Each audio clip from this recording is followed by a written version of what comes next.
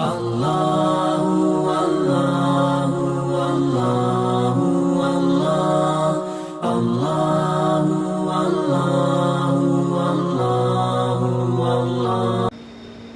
Tasmirahan bab 53 belum selesai, bab 52 tulisan saya. Jadi sekarang bab 53 dari awal.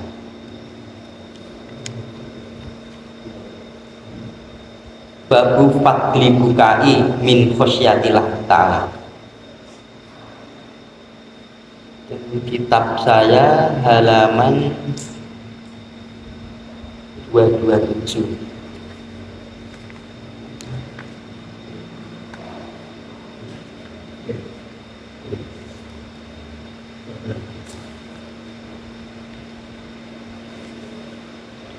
Terus 27. Barangkali ada yang sama kitabnya.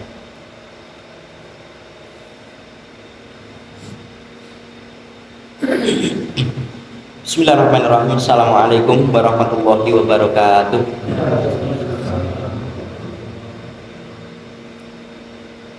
Alhamdulillah alladzi arsala rasulahu bil huda wa dinil haqqi liyudhhirahu 'ala dini kullihi walau karihal musyrikun. Asyhadu an la ilaha illallah wa asyhadu anna Muhammadan abduhu wa rasuluh. Allahumma sholli ala Muhammad wa ala ali Muhammad, amma ba'du. Fa ya ibadallah ittaqullaha mastata'tum wasma'u wa ati'u la'allakum turhamun. Faqala Allah ta'ala ya ayyuhalladzina amanu taqullaha ittaqullaha haqqa tuqatih wa la tamutunna illa wa antum muslimun. Ikhwan fillah rahimakumullah, Bapak-bapak sekalian, alhamdulillah di bulan Syawal kita pertemuan di kajian kita atau awal ini. Tetap saya ingatkan ya Bapak, barang siapa yang berpuasa di bulan Ramadan kemudian diikutkan atau disertai dengan puasa sunnah, orang biasa mengatakan puasa Syawal 6 hari, maka seperti puasa 1 tahun. Maka dari sebagian ulama menganjurkan kalau tidak sempat atau belum mampu puasa Senin Kemis, belum mampu puasa Yaumul Bid, atau belum mampu puasa Abu Dawud apalagi, maka sangat dianjurkan untuk berpuasa sunnah Syawal ini. Sebagian guru saya mengatakan yang namanya mengiringi itu ya setelah selesai ya puasa, ngiringi kok ini. Artinya kalau di hadis itu kan Ramadan kemudian diiringi dengan puasa 6 hari. Namun demikian itu sebatas pendapat. Yang jelas itu selama bulan Syawal masih boleh. Monggo persilahkan yang belum berpuasa. Berlanjut juga boleh, di sela-sela juga boleh. Melihat fadilah bulan puasa Syawal itu adalah Masya Allah. Baiklah, kita lihat kembali di kitab Riyadhus Shalihin di bab yang ke-53, bab fadlil bukai, bab keutamaan menangis min khosyatillah ta'ala, karena takut kepada Allah ta'ala atau dari takut kepada Allah ta'ala. Wa syauqan ilaihi, dan di sini kita dan keutamaan yang dimaksud wa fadli ya, dan keutamaan rindu ilaihi kepada Allah ta'ala. Jadi bab ini bab menangisnya itu karena takut kepada Allah, pada siksaan Allah. Kemudian juga keutamaan orang yang rindu akan pertemuan dengan Allah ta'ala. Wa qala ta'ala, dan berkalam Allah ta'ala, a'udzubillahi minasyaitonirrajim, wa yakhirruna, dan mereka itu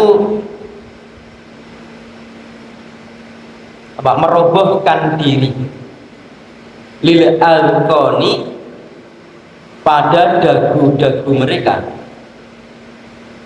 Ya bekuna, mereka itu keadaan menangis, wa yaziduhum, dan menambahi pada mereka itu khusyu'an, akan kekhusyuannya.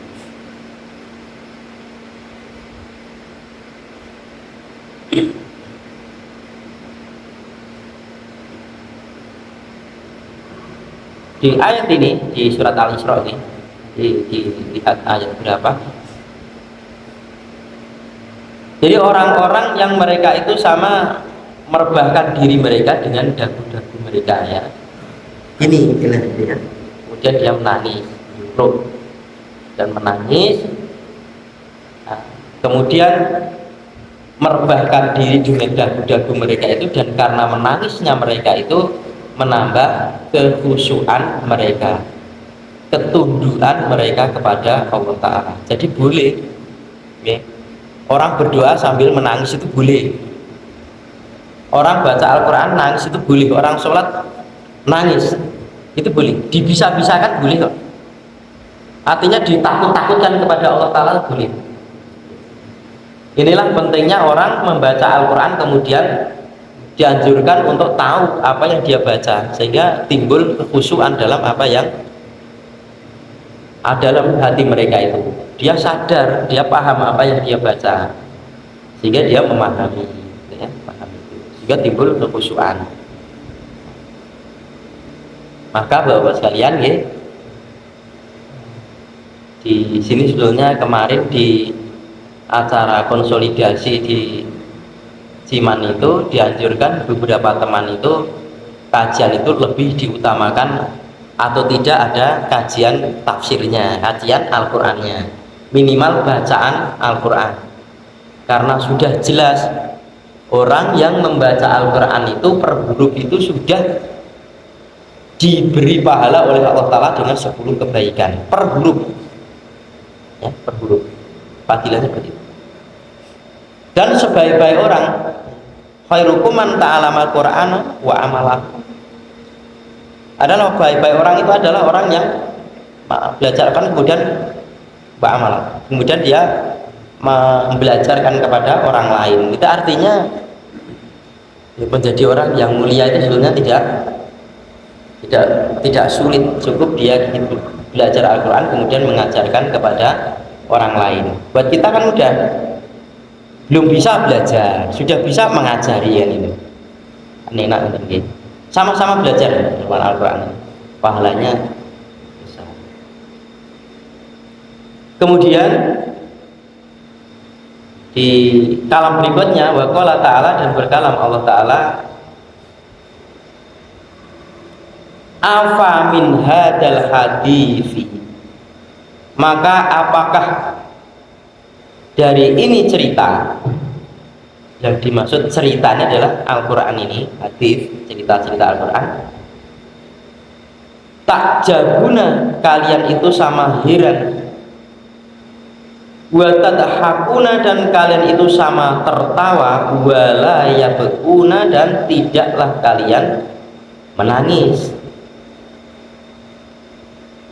Ya, apakah kalian dengan adanya ini loh cerita Al-Quran, ya, Al-Quran ini, bacakan Al-Quran, diceritakan tentang Al-Quran, kalian itu heran, merasa tidak sesuai dengan hawa nafsunya, atau tidak nyambung dengan pikiran dia, cerita tentang soal neraka, ya.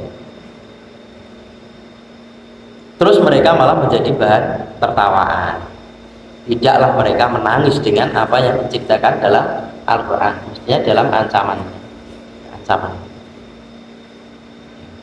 Dua ayat yang ditampilkan oleh Imam Nawawi dalam penguatan bab yang beliau bikin di kitab ini. Hadis yang pertama dari bab ini, wa an ibni Mas'udin radhiyallahu anhu qala, dan dari Ibnu Mas'ud radhiyallahu anhu berkata, qala li Nabi sallallahu alaihi wasallam, bersabda kepadaku Ibnu Mas'ud, Siapa Nabi Shallallahu Alaihi Wasallam? Jadi Nabi Shallallahu Alaihi Wasallam berkata kepada Ibnu Mas'ud, Iqra' alayyal Qur'ana, bacalah atau bacakanlah kepadaku akan Al-Quran. Qultu, aku berkata, Ibnu Mas'ud, ya Rasulullah, wahai Rasulullah, aqra'u alaika, apakah aku membacakan atasmu atau kepadamu? Wa alaika, dan atasmu itu unzila, diturunkan. Apakah aku akan membacakan Al-Quran kepada engkau wahai Rasulullah, sementara Al-Quran itu diturunkan kepada engkau? Qala, bersabda Nabi, inni uhibbu an asma'ahu min ghairi, sesungguhnya aku itu suka, aku itu senang bahwasanya aku itu mendengarkannya, bacaan Al-Quran itu min ghairi, dari selainku. Jadi saya senang sekali bacaan Al-Quran itu saya dengarkan, bukan dari saya, dengarkan. Kan orang mendengarkan Al-Quran saja sudah dirahmati. Nah,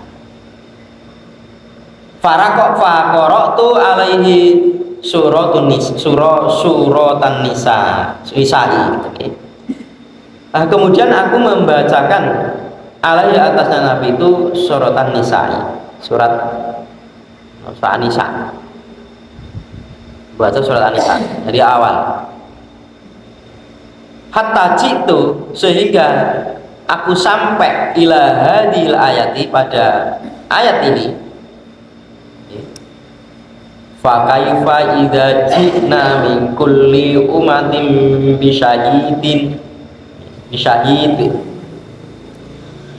fa kaifa, maka bagaimana, idza ji'na, apabila kami mendatangkan, kami Allah mendatangkan, min kulli umatin, dari tiap-tiap umat itu, bisyahidin, dengan penyaksi.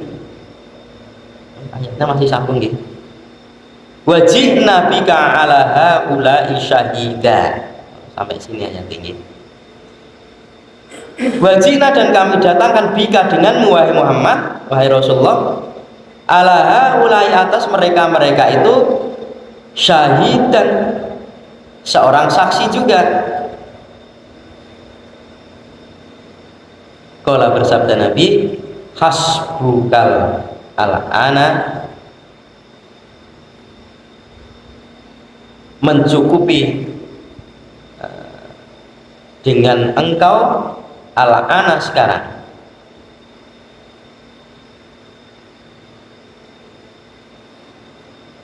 Faltafatu, maka aku menoleh, maksudnya si Ibnu Mas'ud menoleh, ilahi, kepadanya, kepada Nabi, faida, maka ketika itu, ainahu, kedua matanya itu, tadrifani, keduanya itu meleleh air matanya. Oh, ini Nabi menyetop nih ketika sampai membaca fa kaifa idza ji'na min kulli ummatin bi syahidin wa ji'na bika ala haula'i syahida. Nah, Nabi terus cukup itu, hasbukal an. Di stop sampai di sini, habis inilah Nabi menangis bacakan itu. Inilah Rasulullah Shallallahu Alaihi Wasallam yang hatinya dibersihkan oleh Allah Ta'ala, bisa memahami Al-Quran sebagaimana beliau itu ketika mendengarkan itu terbayang apa yang dibaca oleh Ibnu Mas'ud tadi. Nah, ketika Allah Ta'ala itu kan kayak bentuk pertanyaan, bagaimana ketika kami itu besok itu kami mendatangkan tiap-tiap umat itu dengan seorang saksi, kesaksian. Kemudian aku datangkan kepadamu itu atas mereka itu juga ada persaksian. Jadi Nabi itu bisa menjadikan saksi daripada umatnya. Di selain tiap-tiap orang itu ada saksi mereka. Dan saksi yang paling tidak bisa diingkari itu adalah babi anfusihim, dan di dalam diri-diri mereka. Dan semua anggota badan ini bisa menjadi persaksian buat mereka ini. Baik di surat Tamin. Wa qala li juludihim lima syahidtum alaina. Dan mereka kan kulit-kulit jadi saksi. Kemudian mereka berkata kepada kulit-kulit, siapa yang menyuruh kamu untuk menjadikan saksi kepada kami? Sopo sing kulit-kulit yang menyuruh kamu itu untuk menjadi saksi pada kami? Kan kembalinya kepada Allah. Jadi mingkuli umatin, umat yang disebut ini adalah ya mulai daripada nafsi-nafsi, diri-diri masing-masing orang itu akan ada persaksian buat mereka. Kemudian Rasulullah juga dijadikan saksi buat mereka. Jadi Rasul ini istilahnya buat tambelan. Tambelan. Kalau urusan kebahagiaan Rasulullah persilahkan langsung ke jannah. Tapi kalau urusan umatnya ini sampai tersendat masuk ke dalam jannah, saya akan membelanya. Itu pemimpin. Dunia akhirat itu dibelani adalah Rasulullah SAW. Nah, maka kan semua itu akan terkalahkan dengan apa yang telah direkomendasikan oleh Allah Ta'ala. Walaupun mungkin banyak dosa kemudian Rasulullah mensyafaati dan diiyakan oleh Allah, maka dosa itu diampuni. Semua terkalahkan. Semua terkalahkan. Maka kalimat Allah itu tidak ada yang bisa mengalahkan. Maka zikir yang paling kan sayyidnya, tuannya zikir kan la ilaha illallah, sampai ada jaminan orang yang di akhir hayatnya dia itu mengucapkan la ilaha illallah, dia akan jaminan masuk jannah. Karena apa? Kalau sudah lisannya mengucapkan la ilaha illallah terakhir itu kalimat Allah tidak ada yang bantahin. Malaikat sekalipun tidak berani kalau sudah dicap la ilaha illallah. Tapi tidak semudah apa yang kita bayangkan. Kalau nanti tinggal sudah la ilaha illallah saja, sulit gitu ya, sulit rasanya. Itu di apa namanya, orang kayak orang semaput, begitu siuman mesti wah gitu ucapannya. Tidak mungkin ucapan astagfirullah, tidak begitu ucapannya. Itu mesti wah, walaupun tiap hari dia berzikir. Nah, itu kan nanti kebiasaan saja, dari kayak copy paste saja apa yang dia lakukan ketika di dunia ini. Maka kita sudah dianjurkan oleh Rasulullah SAW menjadi kebiasaan ketika kita bangun dari kematian, tidur, maka langsung ucapan yang pertama itu adalah Allah Ta'ala dulu, alhamdulillahilladzi ahyana, kan tidak ucapan-ucapan yang lain. Maka saya heran gitu ya, tiap jam 3 itu pasti ada orang WA kan? Dan saya bacanya siang, sedulur-sedulur monggo sholat tahajud, kok yutangi turu terus nyandak win. Terus gue balas ini kapan tahajudnya malah kan secara malam. Lah wong dibel kayak alarm saja kadang-kadang enggak bangun itu di WA itu ya. Masya Allah, nek saya sudah begitu tidur udah pokoknya dimatikan. Kecuali kalau kok yo ngono lah ngene. Apalagi seorang laki-laki kepada seorang perempuan, ternyata tujuan baik membangunkan supaya tahajud. Iya,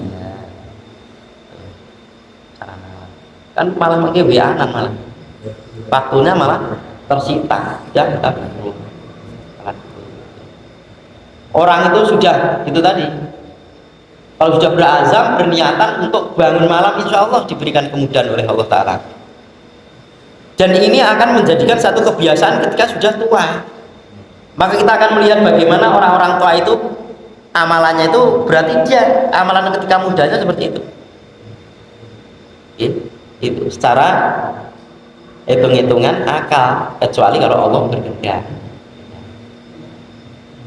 Jadi kembali ke sini, Rasulullah SAW yang dituruni wahyu pertama kali dari Jibril itu justru menginginkan Kan Abdullah itu bacaannya bagus kan? Katanya bacaannya bagus dalam riwayat itu.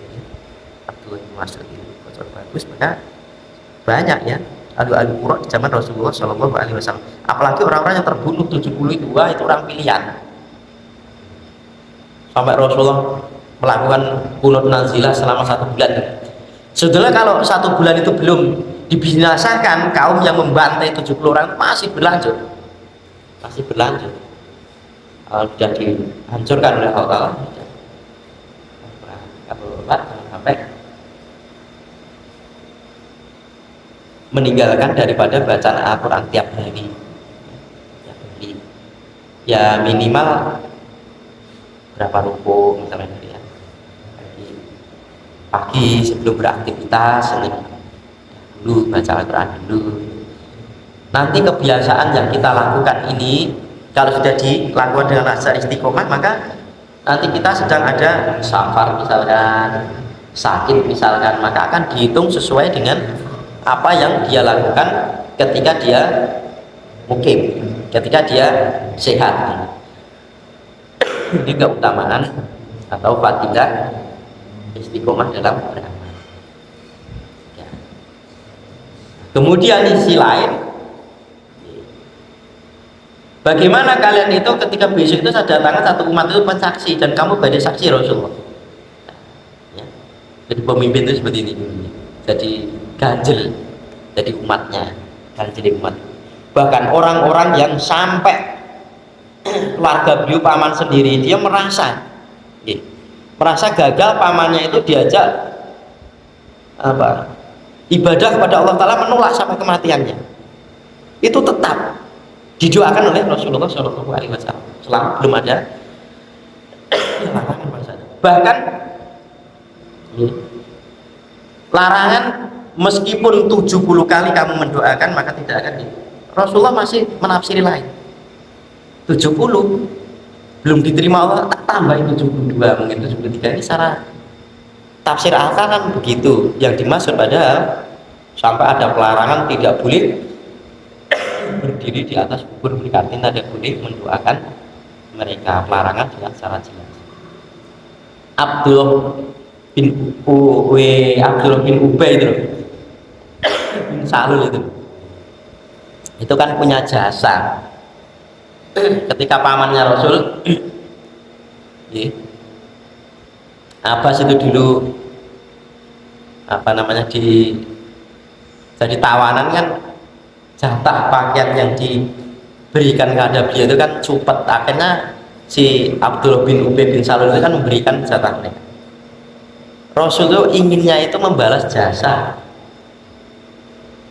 Ketika si Ubay ini meninggal, anaknya itu mencari Rasulullah, minta bajunya supaya dijadikan kafan sebagai saksi loh. Bapak gue loh nganggo jubahnya Rasul, dikasihkan.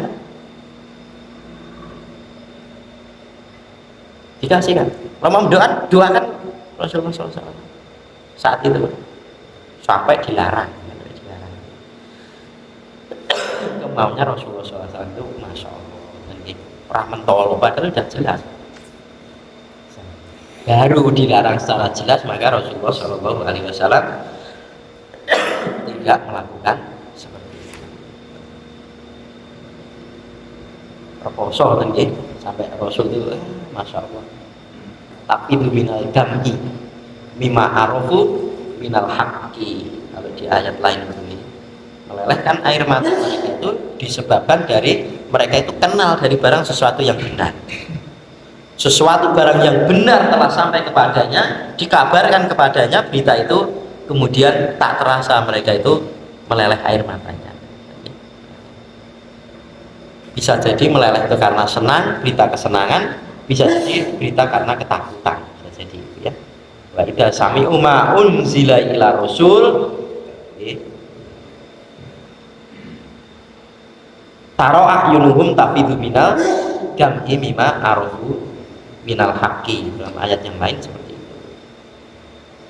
Ketika mereka itu mendengarkan apa yang telah diturunkan kepada Rasul, mereka itu tahu.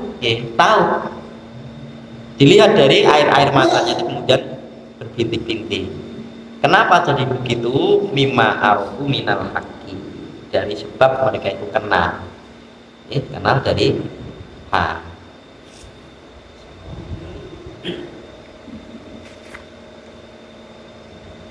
Sekarang kan mudah, mendapatkan pahala itu mudah.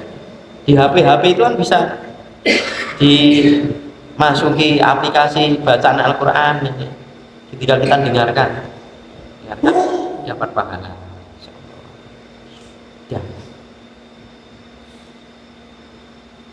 Wa an Anas radhiyallahu anhu qala, dan dari Anas radhiyallahu anhu qala berkata, hafi khotbah Rasulullah sallallahu alaihi wasallam, Rasulullah sallallahu alaihi wasallam berkhutbah, khutbatan, satu khutbah, masami itu tidaklah aku mendengar, misalnya semisalnya kotun sama sekali. Jadi Rasulullah itu pernah berkhutbah, satu khutbah yang sebelum itu saya tidak pernah mendengarkan sama sekali khutbah yang seperti itu. Fakola, maka bersabda Nabi, lau ta'lamuna, kalaulah kalian itu mengetahui, ma'aklamu, apa yang aku ketahui, ladohiktum, sungguh kalian itu akan tertawa kolilan sedikit, walabakaitum kathiron, dan sungguh kalian itu akan menangis yang banyak.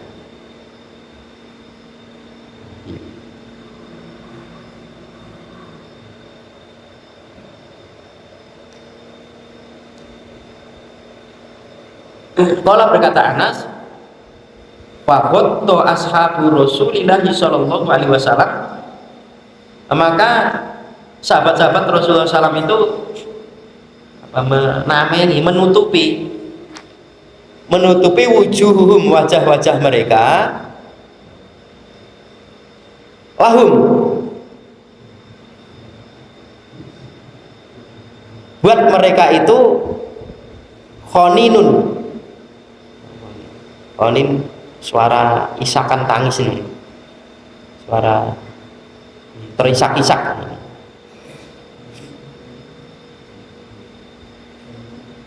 Muttafaqun alaihi, disepakati atasnya, wasabaqo, dan telah lewat bayanuhu, keterangannya, fil babi khaufi, pada bab khauf, bab takut itu. Jadi bab sebelumnya sudah keterangan, sudah lewat di sana tentang orang yang kan sahabat Nabi kan ngoten nggih, seolah-olah Nabi memberikan satu wejangan itu, wah, dirasakan, Masya Allah, itulah Nabi yang orang yang berhasil atau sukses dalam pendidikan kepada murid-muridnya. Jadi sahabat-sahabat itu, kalau Rasul itu tidak hadir itu susah. Kita kan tidak merasakan itu, pengajian terus yang ngajar tidak hadir itu kan belum bisa merasakan susah. Nah, yang pertama. Yang kedua, tanda sukses itu, kalau pengajar yang pertama tidak hadir, maka sudah ada bisa yang menggantikan. Itu namanya gurunya sudah berhasil mendidik. Nah, aku rata korongnya, berarti belum berhasil, belum bisa mengkader. Yang ketiga, sahabat Nabi itu tidak perlu diperintah, apa yang dilakukan Nabi dicontoh. Nah, guru-guru sekarang diperintahnya murid ya mboten turun niku, lagi berat ini. Nah, maka inilah bedanya mendidik dengan mengajar. Nah, mengajar itu yang memindahkan ilmu saja, tak pindahke nyotake niku ini.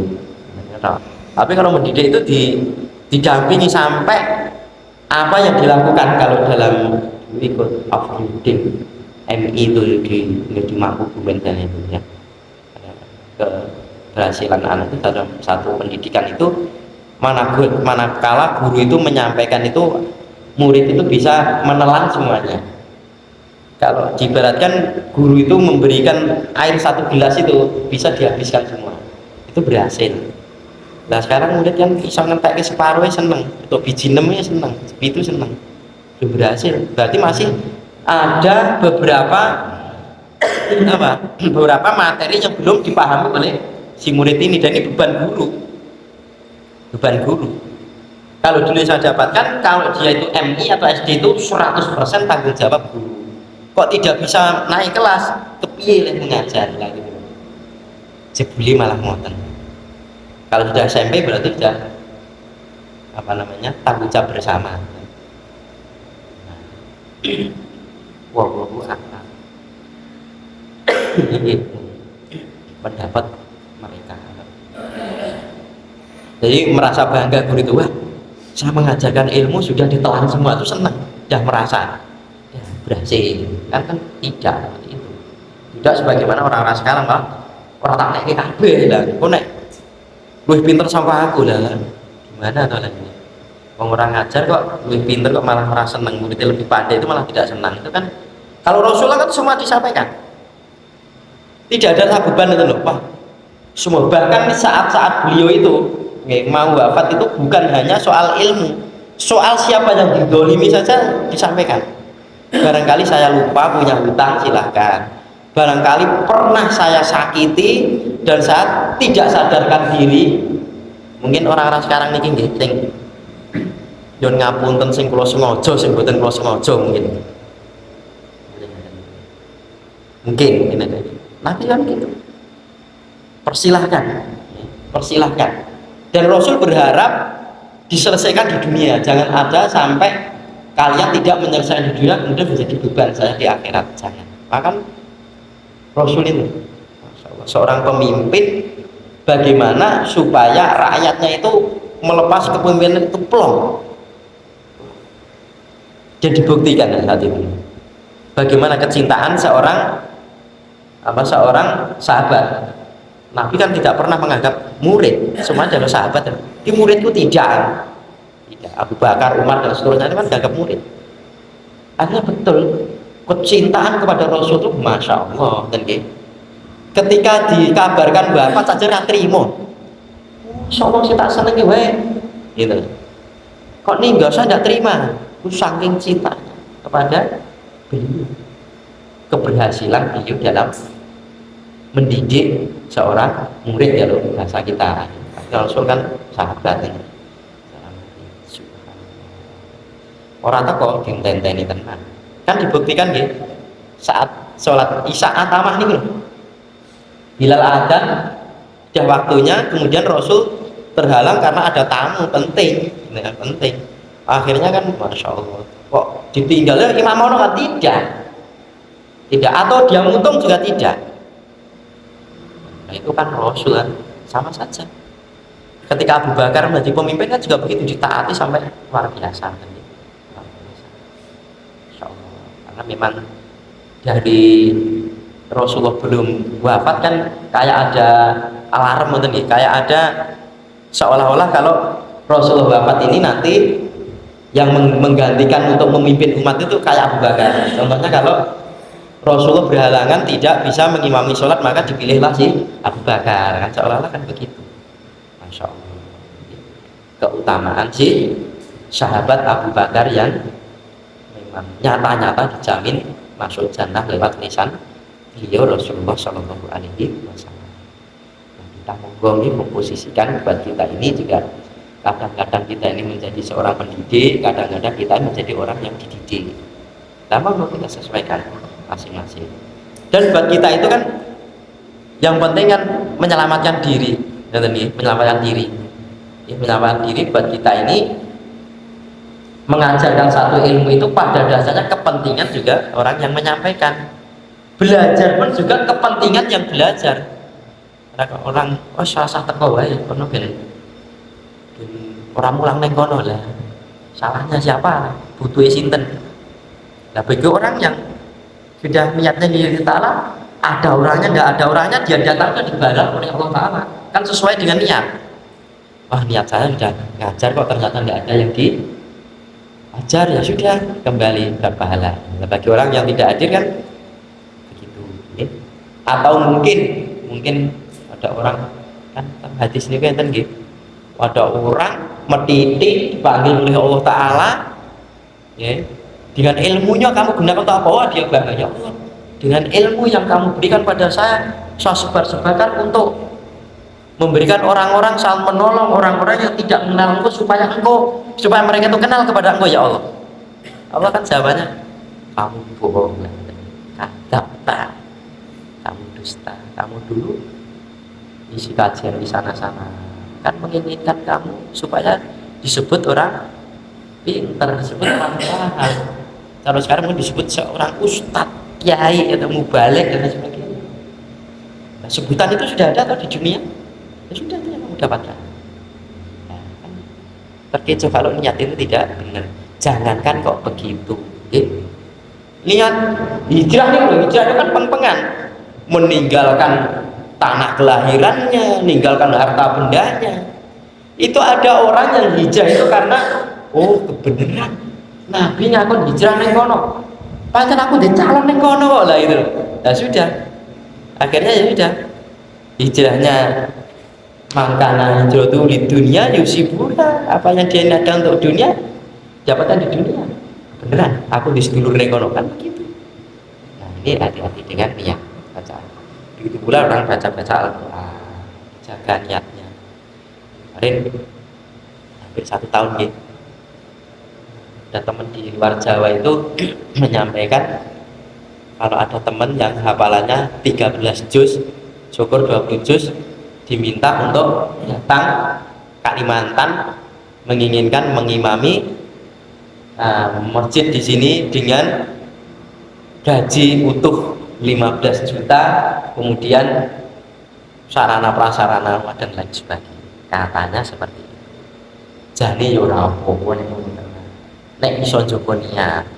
Lah nek terus medhit itu wis ono ngapalke sik kok gini tuh gaji lah, itu kan namanya kan ya sudah amalan-amalan yang amalannya itu mestinya diraih di akhirat akhirnya diminta di dunia. Juga enggak apa-apa kok. Ora apa-apa jane. Digaji luwih sama kono enggak apa-apa, wong ngajarkan wahyu kok. Bahkan menurut sebagian guru saya, kowe njaluk ora apa-apa, misalkan bacaan Al-Qur'an. Ini ngopo ya kaya ngono to lah kan seperti itu. Tidaklah kita mengingat di akhirat sana toh. Kok jaluk ning dunya halal saja. Bahkan ilmu boleh asal bisa jaga di niatnya. Ya bismillah ya Allah taala. Ada dan tidak adanya itu sana. Maka ada sebagian ini, bagian mubalik. Bagian mubalik. Dikasih itu tidak mau sama sekali karena menjaga nih, jadi apa-apa ini kalau ibu dari bisa jaga niat akhirnya diakali, kalau dari itu diakali. Jadi 1 bulan itu satu rohmi. Anu Pak Yai ini saya punya penghasilan atau ada titipan sedekah Pak Yai, jadi sudah diterima. Setelah itu selang beberapa hari itu sowan lagi terus kalau jenenge naik ke pengawasan lah diakali ngoten niku caranya sedekah. Ya ada seperti walaupun sebetulnya beliau ini kehati-hatiannya untuk menjaga ojo-ojo aku sing ngono ki niatku kurang iso jaga, akhirnya dia menjaga seperti itu ya nggih monggo.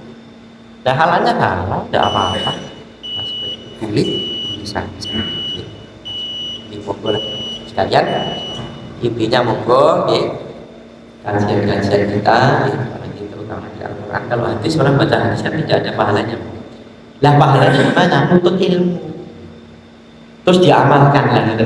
Kalau mungkin bisa mau contoh dan gitu tahu saja ya. Kalau Al-Quran kan sudah jelas, baca saja sudah dapat pahala, apalagi baik bacaannya baik-baiknya. Baik ini dalam arti tidak bukan lagi tapi baik itu dengan semua dalam keadaan Assalamualaikum warahmatullahi wabarakatuh.